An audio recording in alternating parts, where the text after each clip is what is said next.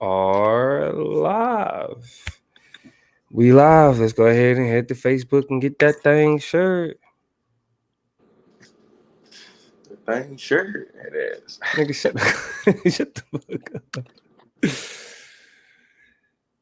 Share the video. Share the video. Pages. All right. As y'all come on in, make sure y'all say what's up. As y'all come in, say what's up to the folks. Let's see.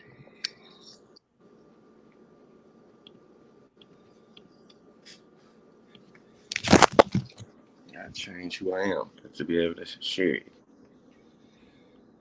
You know? Yeah. Appreciate y'all for joining us on this quarantine Monday. You know what I mean? We didn't have to switch it up. You know, schedules change, things switch up. People got lives, so uniformity ain't never been our thing anyway. This guy. All right, we got one share already. I would assume that's George Lee. I'm sharing it now myself. I'm sharing it now myself. Let's see who we got in here. It's filling up. Cause y'all at home too. Shit. Even though News is California will be opening up soon, so hopefully I'll be able to get a fucking haircut. So the liberals are finally gonna open up the liberal town, huh? yeah, liberal land is finally coming to their senses. All of that. You know what I mean? First thing I want to do, bro, and I'm tired of wearing this hat. Maybe I'll get my locks twisted professionally too, man. Rocking how we're rocking it. You feel me? I'm looking wild, man. Everybody we got in here, y'all say what's up. You feel me? Thank y'all for joining us. This is a special. I mean, it's our ongoing series, the quarantine special, quarantine Mondays with the chop up. You feel me? We might as well, since we filling up, we might as well go ahead and get started. Now I'm starting to hear the echo, George. Okay. You may need to turn off if you got like Facebook playing or something like that, you may need to turn that off. Is it echoing now? Nope, no echo. Oh yeah, there it is. All right, so as he get them headphones, y'all come on in, say what's up to the people. You know what I'm saying? We got 9 folks in here, so y'all say what's up. Hit the like button, hit the share button. We about to get started. Very interesting conversation. You know what I'm saying? We got some what you call it, updates on a lot of information as it pertains to the coronavirus. We want to talk about what life will look like post-coronavirus. And then we want to talk about these damn protests. Yes, angry white folk. We talking about angry white folk today. The Ku Klux Klan, man. The Ku Klux Klan. That shit is comedy, but we're going to get to that. Would you turn us down for right now, bro? Yeah. And while you do that, we go ahead and get this thing cracking. I'll go ahead and bring it in. Yeah, definitely. All right, and what's good, people? It's your boy Damo, the political plug, and this is the chop up. You feel me? We here for quarantine Monday. We didn't have quarantine Saturday. We didn't have quarantine Sunday. Now we got quarantine Monday. We trying to get it through the week. We gonna see y'all when we see y'all. Real nigga shit. You feel me? Now, of course, I got the lovely Toya Green with me. What's going on, Toya? Chilling another day in the quarantine neighborhood. Right, we loving it. G Lee finally got him some headphones. What's up, G Lee? Finally got me some earphones, man. Y'all know say what's up to the people. I know what time it is, people. King's exclusive clothing. Shout out to the homie down in Briar. No, shout out Mr. King's exclusive himself. You know what I'm saying? I'm literally King's exclusive down to the flow today. You know what I'm saying? Yeah. You know, support black businesses. You feel me? Some light. You know what I'm saying? Support black businesses. And we here, quarantine Monday. A wonderful conversation to be brought. You know what I'm saying? Now, in terms of the Snapchat, what we have been discussing more recently in the Snapchat is the Versus series. and we're gonna continue that real quick because we got a big one coming up Erykah Badu. with Erykah Badu and Jill Scott. Yeah, Erykah Badu gonna win that, obviously. But it's gonna be nice for the culture, though. You know. I don't know. I mean, I think it's gonna be closer than you think, George. I think because Erykah Badu was like a bigger pop, like in terms of like popularity. Step into these comments. Who y'all got? Erykah Badu or Jill Scott? Who y'all think is gonna win that? Because Right, in terms of popularity. To differ from my brother George Lee as well. I think at least it's gonna be close. Look like Mike. Look like he's Mike the winner. What's going on, Toya? So, I mean, yeah, go ahead. No, I was just saying tap into the comments. I think if I had to choose, Her Mike Chipper too. With Jill. Yeah, that's interesting. Jada say blasphemy, Auntie Jill gonna hold. I can't hear her. You can't even tell you. That's crazy. Go out and come back in, bro. Drop out of the stream out and come back in. Versus not really a competition, it's a celebration of Black excellence, definitely. Yeah, it's definitely a celebration of Black excellence. And they be being too polite about that shit, but that's because we don't need drama and excessiveness in the culture either. So I get it. I wish it was a little teethy. Like even the gospel battle, they just had who they had Hezekiah Walker and John P. Key, and they were just so complimentary. But they were actually pretty efficient. You know what I'm saying? They moved through the music, handled the business, went back and forth. And just yeah, because they was following the spirit of the Lord. In Jesus' name, I appreciated that. You know what I'm saying? So, but what I was gonna say to George is that Jill Scott is the queen of motherfucking the Quiet Storm. I mean, you know what I'm saying? If you know what the Quiet Storm is, any Black radio station has a Quiet Storm where they play nothing but the slow jams. You feel me? At night. Shout out to the Love Doctor. You feel me? The Quiet Storm when it wasn't nothing but Jill Scott tore it up. Lamar agrees that Jill Scott. I'm sorry that Erykah Badu is about to eat a little bit. I again just completely disagree. But we gonna see. What is it? May the 9th? That might be like it's May 9th. It's May 9th. May 9th. So we have the days away. 8:00 East Coast time or whatever. So go ahead and catch it like you catch it. But go ahead and check. Yeah, shout out to my sister. My sister said Erykah. My sister said Erykah. You feel me? Erykah. Jada said, don't forget about that mic action. There's a lot of. I don't know how it's relevant to this particular matchup, but no. It's gonna be relevant because it's gonna be two freaky ass Afrocentric. You know what I'm saying? Yeah. Y'all know. Shout out to fellow podcast gang Crystal from the Read. I follow her Twitter or whatever, and she was like, she ain't watching because she just waiting on. She don't want to see who gonna say something problematic first. It ain't been a battle yet outside of the gospel battle where somebody ain't said some 5G. Some random ass, just unnecessary shit that they didn't necessarily have.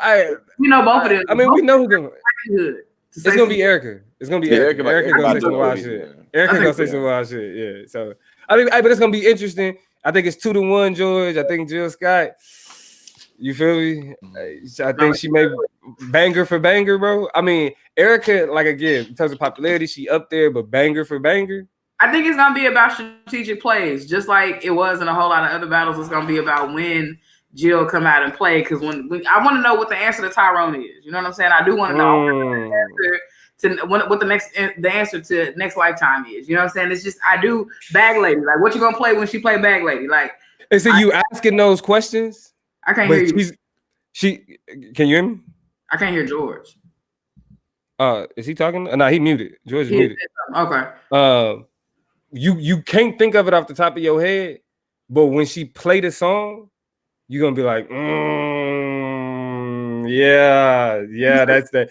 Because Jill Scott got some bangers, but that's gonna be an interesting one. You feel me? So we're gonna have that conversation once that one go down.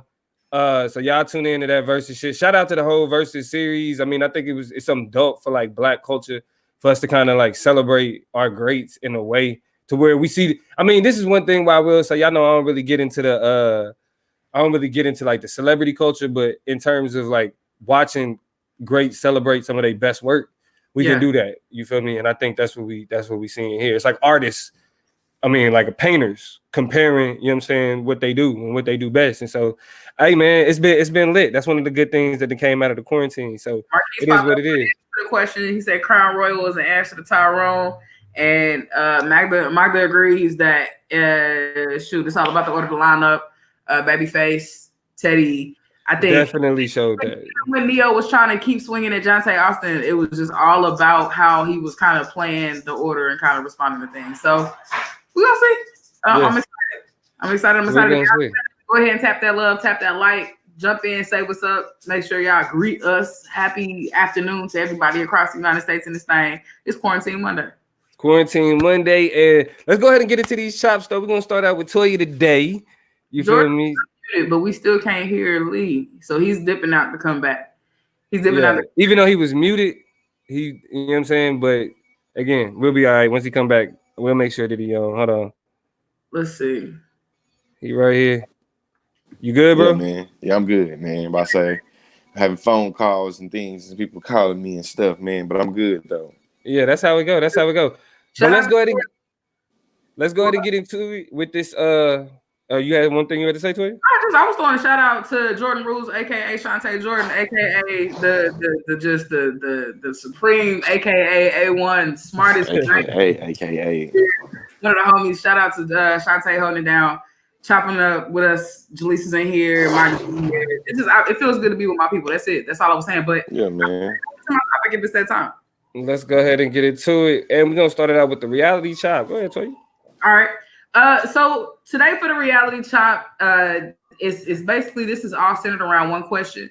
But what I'm gonna do is I'm gonna try to go through different context or elements of this particular question to tease it out. The question is very simple, right? This coronavirus thing has happened. It is happening. It will be happening for a while. But we are starting to get to, I won't say the other side of it, but another side of it. And what I think everybody can agree who's experienced it is that in some way, shape, form, or fashion, in a bunch of ways, shape, forms, or fashions, things have got to change. So today's question for the reality chop is what changes do you want to see post-coronavirus, right? Post-coronavirus, post dealing with this, things are opening back up. What changes do you want to see? Now, that's a big question.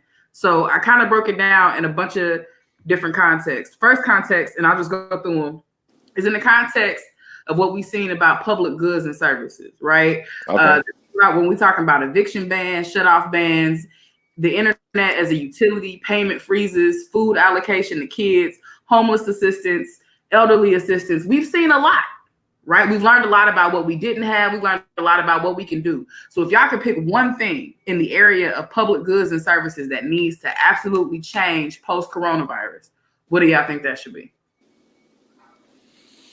Man, I'm gonna have to say this: the hygienic approach that I think that stores are taking to how they treat, you know what I'm saying, particular shit.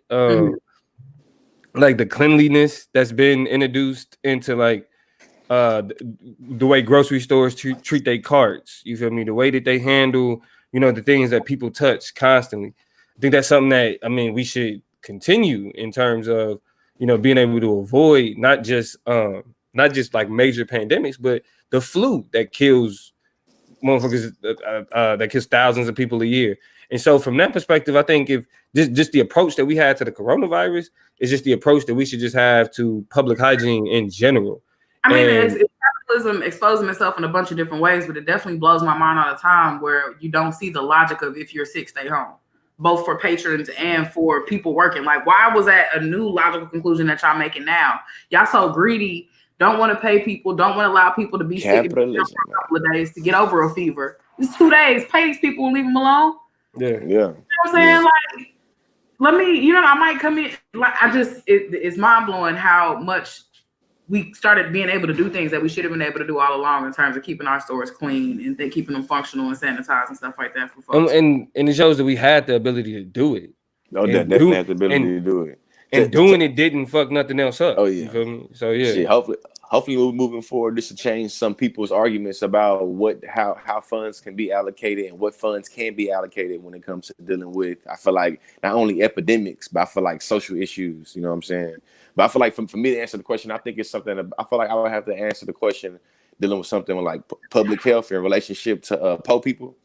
I feel like I know a lot of times when it comes to public health, I feel like it's usually split real well with class, but like poor people, middle class people, you know what I'm saying, middle class people. And I feel like what this coronavirus has shown us is that it don't matter how rich or middle class you think you are. When you go out to the public, you have to deal with a lot of people that are what you consider poor. You feel me, quote unquote. You know what I'm saying? And then how we devalue people that's doing these essential jobs. Because as long as time, it's like go do this and do that. That's a job anybody can get. It's like, but those are the people right now that we have to depend on to keep society moving the best way we can right now. Is the people that you shit on throughout the year. Exactly. I mean, and it's so wild. I was gonna get to that another section or two, but I think it just from homeless people and how all of a sudden we've been able to find places and spaces for them. We really start looking at these abandoned houses and looking at, programming and people doing stuff out the kindness of your heart. And it's like, why your heart only get kind in the face of sheer terror?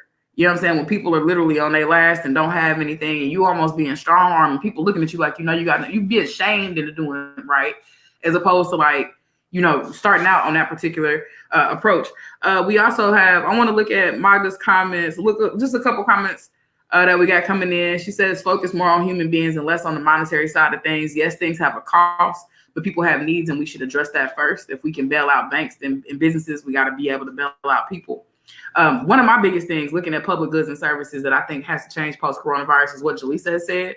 We have seen how essential internet service and internet access is to people's daily life. You want them to do homework, you want them to work from home, you want them to be able to not go out, so order stuff to come in so they don't have to go out and stuff like that. But no internet company was like, we're not going to shut off y'all service, right? The water people said it. The electric people said it, the car people said it, the student loan people said it, but the internet businesses and internet companies were not jumping at the opportunity. Yeah, they felt like, man, we know y'all ain't paying y'all water, we know y'all ain't paying y'all lights, so y'all definitely pay us some money then. Like the internet absolutely should be a utility. You know what I'm saying? Marquis says, how do we deal with the homeless and those experiencing domestic violence when stay-at-home orders can literally be a death sentence, right? 1,000%. We saw. I think the actions of who was that? Jay-Z, Rihanna, Jack Dorsey of Twitter pop out with like $5-10 million some dollars or whatever toward domestic violence. But what we also see is that those numbers go through the roof. And those are the people who actually made it to the phone and make the call to say, I am suffering from domestic violence right now. And these are adults and children. You know what I'm saying? Like, we're not even thinking about the violence children are having and experiencing, right? They were already in a precarious position where they were having a hard time going to their schools and going to spaces where they felt safe and saying, my abuser's at home. What happens when now your abuser is the only person you see around the clock? You know what I'm saying? It's wild. Shantae says, some form of universal health care. What startles me is how the pendulum has not moved in that conversation and making it it was like a flashpoint when we were talking about the coronavirus. But these candidates need to have something to say. Joe Biden needs to come up with a declarative answer about what he's doing about healthcare. And we need to see a change with that sooner than later, 1,000%. Jada says universal income. So tell me this, Jada. I want you to follow up. Jada said more plexiglass, more separation from the shit too. But Jada, tell me this. When you talking universal income, are you talking more like Andrew Yangish type, once a month, $1,000? Like, what do you mean by that? Be a little bit more specific about what you would like to subscribe to that change. What you talking about? No, I mean, go ahead. Says people just nasty. That ain't really gonna change. That's why you know what you do behind closed doors. So before the pandemic, I carried me a man purse with everything I need, including mints, smell goods, and sanitizer. Being clean and staying safe shouldn't be a new thing. I'm just saying it's like what niggas was doing before. I don't need to stock up on bleach because my black ass, we always stocked up on bleach. Ain't nothing new over here. Yeah. I mean, that's one thing like my mom said growing up. She was like, the house ain't clean if I don't walk in here and smell bleach. So it's a classic example of everybody else being late. Niggas already had the formula. You know what I'm saying? Yeah, man. I don't know what already, but I do think that internet as a public good, as a utility, I do think that is becoming more of that will become more of a reality. It's hard to focus on like one particular thing when the pandemic is exposing a lot. You know what I'm saying? We got some. We got what's being exposed on like a much higher level, and then all these little things that we kind of paying attention to that we really haven't. I mean, I think because people have been making the internet as a public good argument for a while now, especially given the fact that a lot of businesses, in order to apply for jobs, are saying we don't hand out paper applications, we don't take applications. You know what I'm That's saying? the Like, online. right. A large part of even applying for unemployment benefits required that you had access to internet. The email address, you know what I'm saying? Right. Like, And so from Yeah. that standpoint, like we're starting to see that the internet has become so entwined with how the world operates. To be denied it is literally to be denied an opportunity. You know what I'm saying? Yeah, but I know. Given the power, I feel like given the political power though that I feel like most internet corporations, internet companies would have, I feel like it would be a big fight for them in terms of like I feel like in terms of like the lobbying they're spending on, the interest groups they're spending on to make sure it never goes to be like a public good. I'm sure they would hurt them in terms of money. So I feel like it's one of the reasons why there'd be a big pushback on it. I feel like it's a good thing though. Jada answered my question, and I'm going to get to it before I slide to another kind of segment of our society that has been affected that we want to see change post-coronavirus. Jada says, in a world where everyone doesn't have access to work or work is opening up slowly, however you want to interpret that. And that was in terms of just having a wage being paid. There needs to be a monetary value on each head in each household so that shit is livable. The government definitely came up out of them pockets expeditiously. They literally printed money. The money did not exist, and then they told to go ahead and get the machines rolling again and just created cash so that people would respond and stimulate the economy in ways that they saw were reasonable. And so I definitely agree that, you know, some more number crunching needs to be done to quantify the same way and better number crunching, because shit, this whole $1,200 once is not responsive or responsible, right? The one thing that I'm waiting, y'all, am I the only person waiting for them big trucks and tanks that was rolling down the street with the water blast, cleaning everything in like China and am I the only one wondering where they are in America? Why we don't got the big tanks? Yeah, I don't know. I kind of laughed at other countries when I see them doing. I thought it was kind of, you know what I'm saying, extra. doing a lot. Yeah, doing a lot. doing a lot to do a little. If you have ever taken a stroll down a couple blocks in the Bay, around the campus of UT, and down what's my street in New Orleans? Bourbon. Yeah. It took a whiff. Like, you'll see how powerful them things is how much they are necessary, right? People peeing on the sidewalk, doing their thing. You ever take shit, just walk around downtown LA for like game changer. 5 minutes. You know, like, I want to see them. I need them in rotation. Okay. Different segment of our society, of our population, and some of these conversations will overlap, so forgive me in advance because some people are saying some stuff ahead of time. But in terms of the economy proper, right? When we think about what we've come to learn about essential workers, and not just, you know what I'm saying, people who are at the grocery store, but people who are picking up our trash, the people who are working at our gas stations, right? Those types of people. When we look at corporate bailouts, when we look at minimum wage, when we look at stimulus aid, federal and local, when we look at immigrants, when we look at unemployment, when we look at independent contractors, right? And people who are entertainers, who make their money off of small independent jobs, right? What is the one single most important thing that needs to change? And a lot of things need to change. What's the one thing that needs to change? Pay increase. Off the real, pay increase, man. Pay increase. I think the most thing I've been conscious about during this essential workers kind of characterization, deviation to certain people, is that people out here risking their lives, getting paid $10 an hour, $9 an hour, $12 an hour to just do simple, you know what I'm saying? Just like what? Almost make me think of the little Plies video. I'm sure everybody, you know what I'm saying, or half of us maybe have seen. You feel me? And I feel like is one of the things that has to change the dialogue and the relationship that our country has when it comes to minimum wage. Nah, and this is definitely going to be becoming more important in the second part of it, like in the conscious chop when we get to that. But it's definitely a question of, I mean, just to piggyback, is a question of that relationship, right? Like now we see that the most crucial jobs, you feel me, get paid nowhere near amount that they should, given the circumstances that they get placed in. You feel me? I mean, and it goes all the way back to how we're taught to, you know, view the janitor, and how we taught to view the plumber, and how we're taught to view the garbage man, right? Like it's like, oh, you don't want to do that job, Timmy. You know, that's the job that you do when you don't have any other choices. I was like 7 or 8 when I had that revelation. I think I had it all by myself, and I was just like, you know, thinking about probably what I want to be to grow up and stuff like that. And I was like, dang, like the grocery store people is important, because how they get it off the truck to get it on the shelf, who gonna ring me up? Stealing is bad. You know what I'm saying? I do know that. And so, you know what I'm saying? Making these small connections about how we have to value people. Like, trash is terrible. And have you seen how fast trash can accumulate in a home? Man. I started recycling because I've been embarrassed about just how quick I kept running back out the dumpster. Most of that stuff could be flipped and dipped in some type of way by somebody better than me. And so when I started to think about how many people are essential to making sure those things can happen, with how much trash I just produce by myself, like, come on now. Like, the people's out here doing, and it's usually back-breaking work, of course, right? The lowest paying jobs is the jobs where you got to get down on your hands and knees and get to the back of the storage unit to pull out, you know what I'm saying, the milk and the toilet paper and this, that, and the other. And ain't nobody getting paid right for that. Most definitely. Yeah, I mean, and I think that the idea that there are jobs that are quote unquote last resort jobs is what puts us in a position where we don't respect these jobs the way that we're supposed to. Yeah. It's because we're looking at it like, well, I don't want to do that shit. And the only reason that they have to is because they made bad choices. Nah, they doing that job because we need somebody to do it. You feel me? Yeah. Like, we need like, if everybody was like, well, I want to be the principal of the school, not the janitor.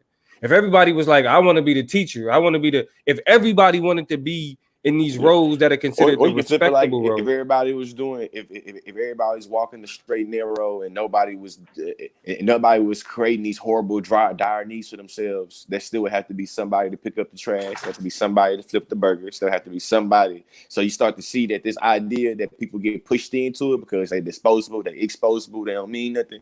It's full of that shit they put in them toilets. Yeah, man. We got a couple different comments about small businesses we got to jump on. Marquis says the way small businesses were bailed out shows the problem with the loan structure. It's been reported scandals from loan issuers like JP Morgan, Chase, etc. They use all types of fine print to justify non-payment, and then funds just run out. And then Shantae follows up with, in small businesses that really didn't even get it. I've seen this infographic a couple times. It talks about Black small business owners and how they got 97% of the funds that they did. 97% of the people who applied did not get the funds that were available for small businesses. So you won't not only see how small businesses got, but the Lakers did. The Lakers did though. The Lakers got a small business relief fund. Relief loan. Like Shake Shack, who refused theirs. They applied for it and then gave it back because they realized how crazy the system was and how many businesses was being boxed out because of how the requirements were. You know what I'm saying? So you also have people giving money back, and that's absolutely true. You won't not only see small businesses being impacted, but another segment of society who was also boxed out of that, interesting enough, this is just a fun fact, strip clubs, also not able to qualify for small business relief. So you know, small businesses, but you have independent contractors within small businesses that now can't work. So they doubling down on the oppression, right? It's very interesting how these industries are being set up to fail by the way that these loan procedures are playing out. Yeah, you know what? I'm gonna throw this in there too, because I think, you know, since we 4 years into Donald Trump now, I gotta put this out there. Put it out there. There's certain things that are made possible because of who's in that office. And the idea that, well, it just happened that way, right? It just so happened that these larger corporations was able to get a majority of the fund was not by circumstance. Yeah. Because if we're talking about small business, that's a definition. A small business is an entity. We can define a small business. The Lakers organization is not a small business. Lowe's, Home Depot, JP Morgan Chase, they're not small businesses. Categorically. You feel me? There's no confusion. It's not, oh, well, they was able to finesse the paperwork or the fine line. No. No, they global corporations. Small. Check out how crazy this is too with how small businesses are being affected. Since we're talking about small businesses with these reopenings. Here's the kicker about a lot of small businesses. Now that businesses are forced to reopen, that means individuals can no longer apply for unemployment, because now it's not that they can't work, it's that they're not reporting to work, right? And if they refuse to go to work, so they don't can't qualify for those benefits. Also, if they continue to get unemployment, the small businesses then have to pay unemployment insurance, and so they losing money that they're not even bringing in because they know customers coming to their businesses, and if they are operating at half capacity, which means they're not making none of the revenue they was bringing in. So now they got to determine whether they pay the checks of the people who was actually working or pay the unemployment insurance to pay the money to unemployment for somebody who ain't even showing up to do the job. Oh, boy, that made my head hurt. I mean, I'm just That made my head hurt. It sound like a riddle. dilemma Yeah, man. are in uniquely, and they not getting no loan money. That's like the definition of being asked out. Like, The capital look good.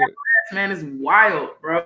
Okay, so did we get to Tiffany's comment? I've been a CNA for 13 years and love my job, but I was very underpaid and had to make a career change, and it's sad because I had to stop doing what I love to make a difference in people's lives just to survive. Essential job. Who is wiping that man's ass? I mean, and Bed sores. a CNA is a perfect example of how the job that's really the most important, right? Like the job, like they're foundational. You got the doctors, right? You got the experts, you got the specialists, but their job is only made possible by the people that like their support system. You know what I'm saying? Like we like to think life is like basketball and you want to be the star, but like life is like football. Every position is a dependent position. In order for you to be considered a good quarterback, you got to have a good coach. You got to have a good offensive line. You got to have good wide receivers in order to catch the ball. You got to have facilities to practice in, the training. And, right. You know you got. You got to have a good running screen to be able to see the film on. I mean, but just in terms of just like the supporting cast, like what's around them, right? Yeah. And so we look at Tom Brady and we say, well, he the GOAT. Tom Brady always had a great offensive line. He always had a tight end and a slot receiver that he could dump the ball off to. He always had a decent running back that at least be able to pick up the short yardage and open up the field for them to move the ball. And he always had a great defense because his coach is a defensive-minded coach. And they special teams have always been top notch, which is something that's completely underevaluated when we talk football teams. You know what I'm saying? And so just like the doctor is the quarterback, bro, he can't do all that other shit if he don't have his team there supporting and doing the shit that's required. The RNs, the LPNs, the techs, everybody. You know what I'm saying? Janitors. But that's a part of like that. This is why I say we live in a celebrity culture. Because I saw a whole lot of specialists that had to, if you a podiatrist or something like that, you work on people's feet all day. They've been rerouted. You know what I'm saying? They having to go back to the basic core of their discipline and go back to stuff that makes them capable of doing general practitioning. You know what I'm saying? Yeah. Either take away the people who got asthma attacks and potential heart attacks and stroke, they got to go deal with them while people is dealing and specializing with the coronavirus. So you got a lot of people shifting and moving and pivoting that are just having to adjust that we got to recognize. Yeah. Let's jump to government leadership. First changes we want to see post coronavirus on the federal, state, county, city level. So think about the things you've seen from all those different levels. If your state has been federal, if your city has been killing it, if your county's been killing it or not, we want to hear about that. Secondly, should issues like this be partisan issues in any capacity? And the impact of the pandemic on the presidential candidates. Do you want to see anything post coronavirus in terms of how they responded to this? Like what we want to see in terms of government leadership post coronavirus with this issue? What's the first thing I want to see? First change. What you got for us, political plug? I'll refer to you, political plug. Yo, I want to see a focus on people as opposed to profit. That's what I want to see. Because it's never been made more clear. It could be argued that, especially for us as Californians, we've seen that from some of our leaders and not others, right? Not so much federally, but on a state level, it seems like that's been a responsive relationship. So when you say a focus on, what'd you say, on people and not profit, who needs to do that? I mean, federales probably. Because the thing about it is we could even start even on the local level, like starting Friday to open up certain businesses and all that other shit. Like even still, we just last week we had one of the deadliest as it pertains to the coronavirus. 22%. Right, in terms of the amount of people that's died. And so even when we look at the politicians like Gavin Newsom, who have been more liberal with it, that economic pressure it's clearly starting to cave. Because now it's okay, well, we're gonna open up these soft businesses Friday. You feel me? Because it's we're going into an election season. People start worrying about, okay, what the people going, like what am I gonna look like to my constituents? And And so when you have that economic pressure, the donors, because remember, Citizens United, money equals freedom of speech, which means that the corporations, as it pertains to campaign finance, donations, supporting particular politicians, have the ability to have more sway because they have more speech, i.e. money. You feel me? And so if I would have liked more of a pushback, like from a blatant, like, look, we protecting people above all else from our elected officials. And I didn't feel comfortable with that. I don't feel comfortable with us opening with things just opening up as quickly, right? Yeah. Ignoring a lot of the experts, just trying to get open just to get open. I feel like it's a rush, especially with the way that the numbers are looking like now. You know what I mean? So yeah, like it's just that there's still the profit over people mentality that we see when we talk about the economy. It's becoming extremely prevalent, and it's something that we need to abandon moving forward. Like, we gotta have a more people-based understanding of politics. Yeah. Man, I feel kind of like a sucker saying what I'm gonna say because I know I ain't gonna get it. You are a sucker though, so you know. Feel me? Your daddy a sucker too, but we ain't gonna talk about that. I wish there would be a lot more transparency between what's going on really in terms of long-term impacts and short-term impacts and what the government knows and what they share with the people. You know what I'm saying? Like, I think that when I think about the idea of people in the government being brief about how the coronavirus is going to affect the economy down the road, and they able to sell millions of dollars worth of, you know what I'm saying, stocks and things like that before the market plummet. I think that should be seen as a great public, you know what I'm saying, violation, you know what I'm saying, crime, you know what I'm saying, a crime against the public, you know what I'm saying, just based off of how much information is kept from us. On the idea that the general public is dumb and stupid and gonna react this way and gonna react this way. So paternalistically, we can justify not telling the public this because I know that's gonna happen. You know what I'm saying? But that's what that is, though. Can I give you a great example of that? That that was disheartening, but it makes sense all along. And maybe it wasn't connecting to me, or maybe I'm late. But over the weekend, I kept seeing the same tweet. You get a tweet, you see 1,000 times in the thread of this man talking about how much, just basically the context of was how much of a disservice we've been done. And one of the examples it makes is that one of the easiest truths to tell is that these numbers we seeing about the fluctuations of the cases and stuff like that, like it's right, it's based on 2-week-old information. And it always has to be taken with a tinge of this ain't really factual information because of testing and tests. But all the information we bombarded with never comes with those two asterisks. Number one, this is old news and old information. Because like I'm waking up every morning looking at the numbers like, damn, it's going down. No, it went down 2 weeks ago, my nigga. Nah, it was down 2 weeks ago.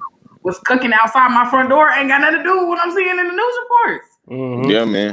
So crazy to me that they want, like you said, to satiate us, to give us information they think we want, to give us the spoon feed us like some suckers. And it's all inaccurate information and data. And then of course the testing just clusterfuck that has existed and that has been part of the reporting of data and information. We need to be constantly reminded that testing leaves things to be unknown. And so we need to proceed with caution in that way. But we haven't been told that information because they don't want us to know. It's so crazy. Yeah, I mean, it's one of them situations where it's hard to make any decision based on like any certainty because so many variables are just up in the air. Like it's so many. It's so simple. Yeah, it's so much unknown. With certainty because there is no certainty in the reality that we're in right now. But we also related the circus, and so a lot of what we supposed to be hearing about, we hearing about bleach and fucking disinfectants in our veins, and what else did he say at one point? Medications used for other illnesses that's supposed to be able to fix this one, right? Ebola, malaria. Yeah. About concoctions of drugs and stuff like that. And too, the malaria shit blew my mind because it was like they're gonna test it on black folks. My bad, I didn't even cut you off, but when they ain't directly said they're gonna test it on black folks, they said that we're gonna test it at a hospital in Detroit. Mm-hmm. Which means black folks. Right. It's like saying we're gonna test it at a hospital in Harlem. For the part that The things should change is that the fact that there is no rapid testing except for those close to the president. I definitely, from what I'm hearing, there are 3 different styles of tests now that are supposed to be released with different levels and different time frames for how accurate and responsive they are. But even with those reports, there's a lot of contradictions there too. The governor of California, no, the mayor of LA, Mayor Eric Garcetti, said anybody who wants to be tested can come in and get a test. The governor was like, how? When? Who said that? Like that is ideally what we're moving toward, but that's not necessarily the case, right? And so there's a lot of misleading information about who has access to testing still, and who can actually do that. And all that stuff is crazy. I want to hear about responses to more day-to-day possible shit like pandemics in these presidential elections. That's the most immediate change I want to see. Is this being healthcare, pandemic response teams, responsibility and accountability for people like Donald Trump, erasing that. I want that to, and eradicating that department. I want that to be a big part of this election. Oh yeah, definitely. Like public, I feel like public health all the way.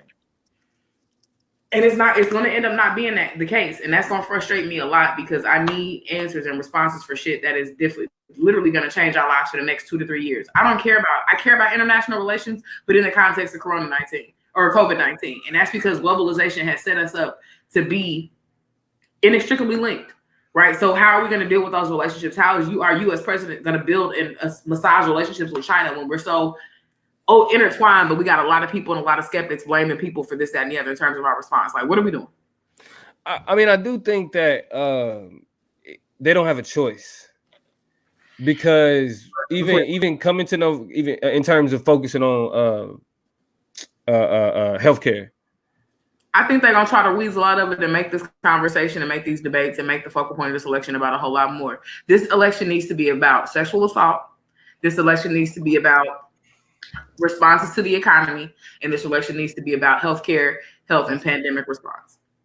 Like, you know what? So at best, you'll get one of those. I mean, the thing is that it can't be about sexual assault because they both pervs. That's why it should be about that, though. I'll talk about it because there is a path. We're gonna have that conversation. That's another day. That's another day. Yeah, we're gonna have that's another day. Yeah, but let's go get this other chop, man. I gotta pick up kids. I gotta pick up kids. Yeah, but I'll say this, and then Toya, you could kind of put the ball on it.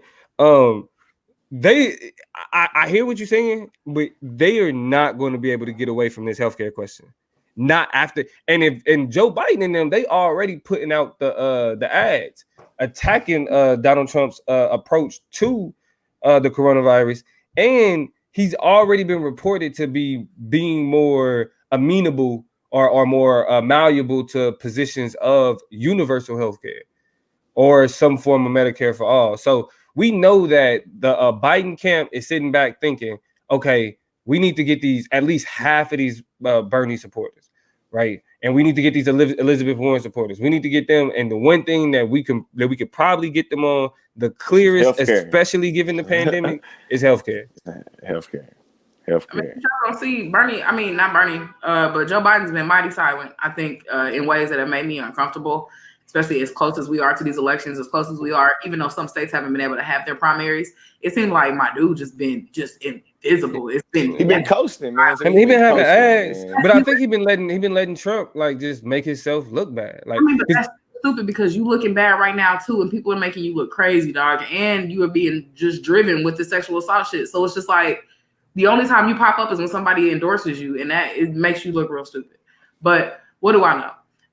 Here's what I'll say. One of the final things that I want to say, student loan forgiveness is also definitely going to be a hot button issue and something that niggas is going to have to respond to or deal with. But I don't think they're going to inflate it enough to make it important enough because it's not important enough to Donald Trump. Josh Thurman said, "Look bad as hell."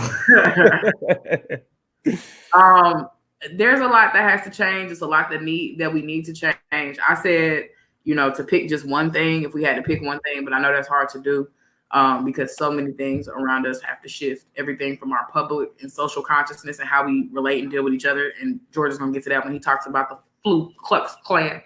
But how we got political leaders not even wearing masks, right? We got fucking vice presidents going on hospital visits without putting masks on at all.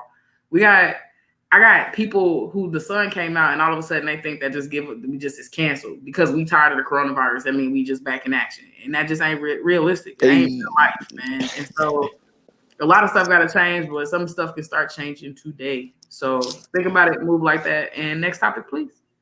Next topic, please, man. So we're gonna call this the conscious chop, and I'm gonna start this off real kind of unorthodox like. Where is all lives matter when we need them? Where is all lives matter when we need them?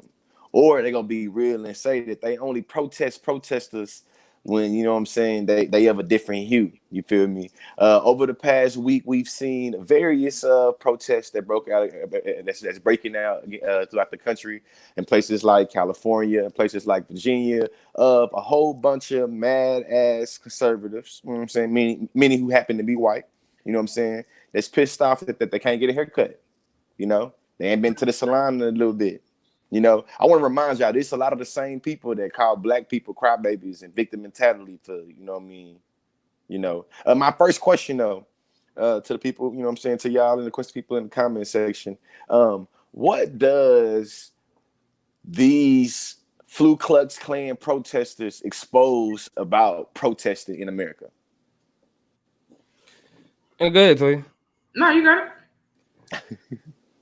I mean my biggest thing, and I saw this meme on of course the Twitter. Y'all know that Family Guy kind of episode or picture where it's like a whole bunch of different shades of brown.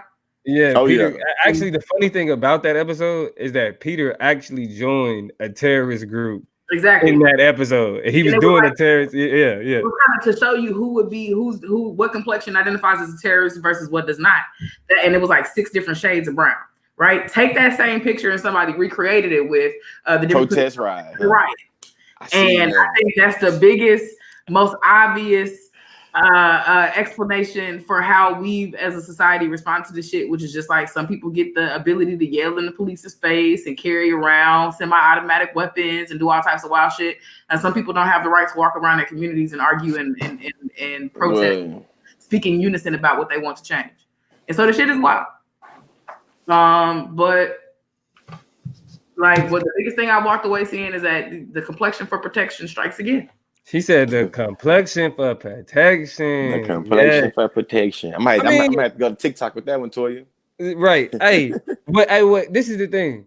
I'm a white man. Shout out to Chris Thomas for introducing me to that phrase in grad school. Shout out to Chris, man. Talking about CT, a black man at the gas station who was ID'd to buy some shells. He got ID'd and then CT walked up and went to go buy the same cigars to go smoke him some weed and didn't get asked no questions. He was like, nah, what the fuck is this? What's going on? Hey, man. What's the problem? You know? It was great. But continue. Yeah, man. I mean, if we've said it on this platform once, we've said it 1,000 times. It's not the actions that are criminalized. It's the people. Period. Protesting, it don't matter what niggas do. When we do it, it's different. When we protest, it's violent riots. When we, you know what I'm saying, get shot by the police, we should have been doing something. You know what I'm saying? We was doing the wrong thing. They were scared. Yeah. Anytime the action of black people can always be framed in a criminal, negative way because of how the way we are perceived in this country. There is no bigger spit in the face to think about the Ferguson protest, to think about the Dakota Pipeline protest, and how those people were unarmed. Talking about unarmed, got shot, rubber bullets, dogs sicked on them, supplies cut out from them. You feel me? You know what I'm saying? So it's like, yo, what's being exposed is just more. It's just a constant reminder, right? Like that. Yeah, this is what I mean. It's what we already knew. This is what white supremacy looks like. Mm-hmm. This is what white privilege looks like. If anybody was ever under any auspice of trying to, what's really, all you got to do is look at a picture of the Ferguson protesters and the police response to Ferguson protesters, and look at the response of these the Ku Klux Klan storming Capitol buildings with weapons. So what you're saying Niggas is, was Damo, with protesting that at being the said, park. we can go segue into the next little part of it, man. So what you're saying is then when it comes to, you know, police orientation in different protests based off of who's protesting, maybe Native Americans, Black people, or white Americans, you know what I'm saying, or Mexican Americans, you know. What you're saying is that Blue Lives Matter has something to it, huh? You said blue eyes matter. Blue Lives Matter. Yeah, I'm gonna have to steal that one. Blue eyes matter. Oh no, when you saying blue, I don't know if you're saying blue eyes or blue lives. He was saying Blue Lives. Oh, hey, blue eyes matter is even better. You feel me? Blue, because it's that's essentially what it's more of a focus of. It's that whiteness. It's the nature of whiteness. You feel me? And what that means in terms when you introduce weapons or when you introduce the ability to protest. I mean, I could even take it to my super pro-Black stance, saying when we talk about the Constitution and the right to protest, Black people wasn't even considered people to the Constitution anyway. We was considered property. You feel me? So when we try to talk about the right to protest, all they doing is showing us how they still don't see us on the same level as the people that they saw when they created the Constitution in the first place. Which is wild, man, because and it's interesting that Devin brings this up because to me, you put on a Ku Klux Klan. The man was seen in San Diego wearing a Klan face covering to the grocery store, right? And so to me, your Klan face covering is an automatic sign of protest, right? You are in protest to niggas and Jewish people and whomever else the Ku Klux Klan is not, and immigrants and whoever else they don't agree with at this particular time based on the indoctrination that you have. And so you also get to walk around grocery stores and public places. It's not just limited to the Capitol building. You get to dressed go as a terrorist, uncomfortable, dressed like a terrorist every fucking where. You get to protest everywhere. But let a nigga wear some fuck whitey, what's my favorite? You know, that Caucasians. The Redskin shirt. Yeah. Let me cover it, you know what I'm saying? Because yeah, you know what I'm saying? You know what I'm saying? Goodness gracious, we're gonna go there. But you know, you wear some of that stuff out in public and then you lambasting and accosted and you're the person, you're the problem, and you're, you know what I'm saying, out of line and stuff like that. And so it's so crazy to see these different examples of how you get to move around. Now, one thing I know George was probably getting at when he was talking about Blue Lives Mattering is it's very interesting how white people have opted out of that particular paradigm. It's been a whole paradigm shift when it's time to protest. It's fuck them blue lives now. It's their fascists, they're criminals, they're violators of the law. It's wonderful point.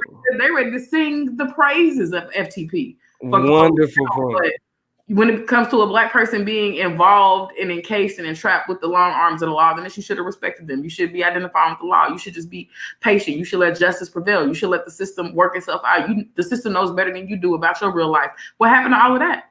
So it's real interesting. Blue eyes matter in terms of the individuals and the protesters who get to get away with doing that. Definitely, that's a nice little shift and a pivot. But also in terms of blue lives mattering, that shit is really weird as well.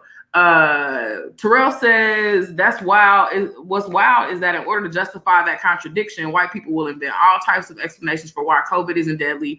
Hospitals are paid to up their diagnosis numbers, et cetera, et cetera. They will fabricate a dream world to avoid facing the facts about race. It's also wild how in with that idea about how they refuse to face the realities of race, it's crazy how the slippages come out when they're upset. When they're upset about the system, when they're upset about the law, when they're upset about structures, it still got to come with a tinge of racism. Like, why is the way that you express your disdain, your distrust, your frustration with the law auto-racist? Like, why does it seem to always slip and slide there? What did niggas and brown people really have to do with this to the point where a lot of your racist emblems become relevant, a lot of your racist tactics become relevant? Like, that's the tricky shit that blows my mind. And what that speaks to though is that speaks to what they view the police there for, right? Yeah.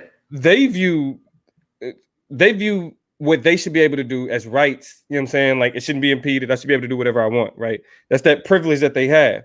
So when the police are impeding on them, that means that no, your job is to protect what I want to do. Yeah. Your job is to uphold my rights. Yep. You feel me?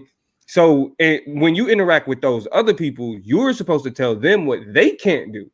They're not supposed to be doing those things, right? And you know what's been missing a lot from these narratives too is I ain't heard no arrest numbers. I ain't heard no reports on how many people have been taken to jail, how many people. No report to the National Guard being called out. Period. You know what I'm saying? But of course, this is because it's within their legal rights and we want to protect those things. But of course, the legendary example of the Black Panther Party will tell you that you always concerned. Like, and fuck not after the black, but as an example, that ain't even the most relevant one. My man's who got killed walking around with a toy gun in Walmart, right? Did not have the right to bear arms in that particular context. And that man was killed on sight because I thought he was a threat. These people walking around with real artillery. You know what I'm saying? Real guns. And shout out to Devin for sending me that message about the man in Sanity County, I think is what it's called, walking around in that grocery store. But I mean, and let's create, and let's talk about a scenario where a Black man does decide to have a rifle on his back and does decide to express frustration with what the government is doing. He will be readily detained. His weapon will be removed from him, will be confiscated by the police. He will be searched, patted down, and taken down to the police station. If a Black man attempted to do that exact same, because we've seen it, Philando Castile legally was carrying a weapon. Legally, he had and he wasn't even protesting. He just got pulled over. Right. He wasn't actively saying, "I'm charging a federal," or was it it was state capitol. I'm charging a state building. A state government building with weapons. They're not allowed there. You know what I'm saying? That's what people not getting. Bruh, they're not even allowed there, regardless of your right to do whatever. They're not even allowed on these particular premises in these specialized places, and people just don't give a shit. Here's what blows mine too, right? I feel like Governor Newsom is definitely a hoe for out of one side of his mouth saying that we're relying on science and we're not going to be pressured by people and by business and by the economy. We're going to do what's right for the health of our people, but also doing these. And he had announced it last week, and I thought it was kind of peculiar, but at the time I was sold by it. But these protests definitely show me and paint me a clear picture, as Devin has mentioned in the comments, that he has been pressured into, and he gave into the demands of people instead of holding strong and saying what I just said. It was a week. They started protesting last week. The numbers have gone up 20%. That's what I was referring to when you were talking about the numbers going up, is that the numbers have gone up 22% allegedly since the first weekend. We got 90 degrees and they went out and kicked it over the beaches, which led for them to say everything was going to be closed in the first place. The cases have gone up in Orange County alone, between the protests and then people going out to the beaches and doing stuff like that. So the numbers are literally the opposite of what you were moving to do. How does that make sense? Here's what really doubly pisses me off about that. Right? Not only were you pushed like a coward and holding to opening up the economy and doing stuff that is not in our best interest, but when niggas was protesting to look at people like Oscar Grant's death as, you know what I'm saying, a murder, when people protest for us to have various information on various crimes that happen in the state of California, y'all are very slow to respond to the demands and protests of people that are made when they Black. But when white people get up there and want to get upset and demand you with shit like lawsuits, as Devin is pointing out, then all of a sudden you got to respond and you got to react. I really, really wish, and I'm not one of those people, so it's kind of weird I'm saying this, but everybody ain't got to play the same role in the war. I really wish more niggas had guns and wasn't afraid and were able to rally together and pull up and play. But we can't though. I hate it. And not because we won't handle ourselves appropriately. We're already a target. If we show up in any government building, and it's kind of out of guilty conscience, they don't want niggas to have guns because they know I'm not gonna go that far, but they know it's a reason why they don't want niggas to have guns, right? It's a reason why the NRA was for gun control during the time of the Black Panthers, as opposed to right now where they say that the government shouldn't have any say on how we own weapons. Hey, Devin said about making that move, and what we saw is a lot of people who started to get strapped up too as a result of the coronavirus. I still haven't made the connection between going to buy more guns and stuff, and maybe that explains that the purge is about to happen, but I still never made the connection between people buying up guns and the coronavirus hitting, but a lot more people got their hands on some stuff. Social collapse. And that just goes to show you just how fucked up our way of thinking is. The idea is just that if the world was to collapse, if everything was to collapse, then if I got whoever got the most force is able to kind of, you know what I mean, make their way, right? If I want to hoard resources, if I want to take things, you feel me? Whoever has the most weapons is able to take more. I suppose. You know what I'm saying? So yeah, bro. I mean, this is I apologize for George. He actually had to break out. He had to go pick up his kids. We had talked about it previously, but I guess that you know, we kind of ran long. But I mean, what I will say about this, and then I'll let Toya go ahead and put a little bow on it. Sure. We are constantly reminded, there are no more revelations. There are no more exposés. We are reminded of the role of white privilege in this country. And this, I mean, and white people have no problem like flaunting their white privilege, which is exactly what we have. Now, the reason why George called it the Flu Klux Klan is because these protesters are claiming that they're protesting the flu, right? Because they're saying that the coronavirus ain't no different from the flu. So for y'all to shut everything down over something that ain't no different from the flu, well, we're just protesting the flu. So, you know, when we look at those people, when we see them with their guns and their beards and their whiteness, you feel me? We know what we're looking at. The Flu Klux Klan. Go ahead, tell you.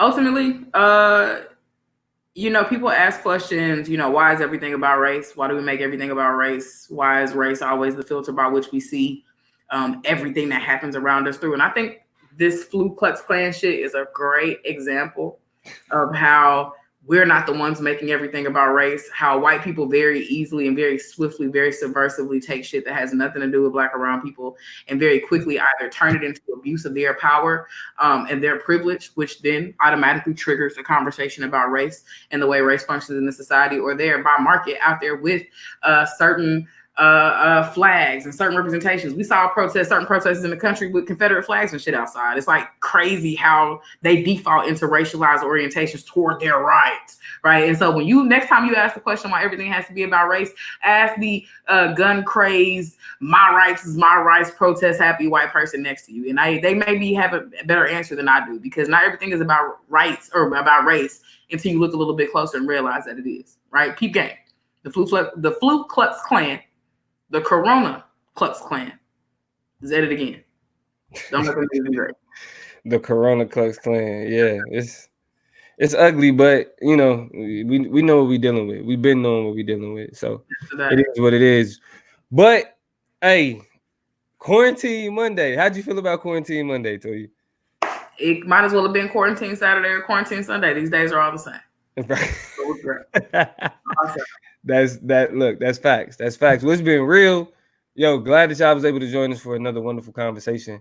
Definitely. Make sure y'all share. If you haven't liked the video, like it. And then if you want to join in the conversation, please follow the Chop Up on Facebook, where you watching us right now. Go to that page. Leave comments. You know what I'm saying? Watch some of the old videos. Follow us on iTunes. Follow us on Blog Talk Radio? Yep. Follow us on Blog Talk Radio.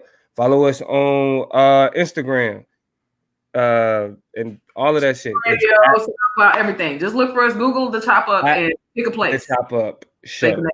Instagram. We are on YouTube. We love y'all. Show.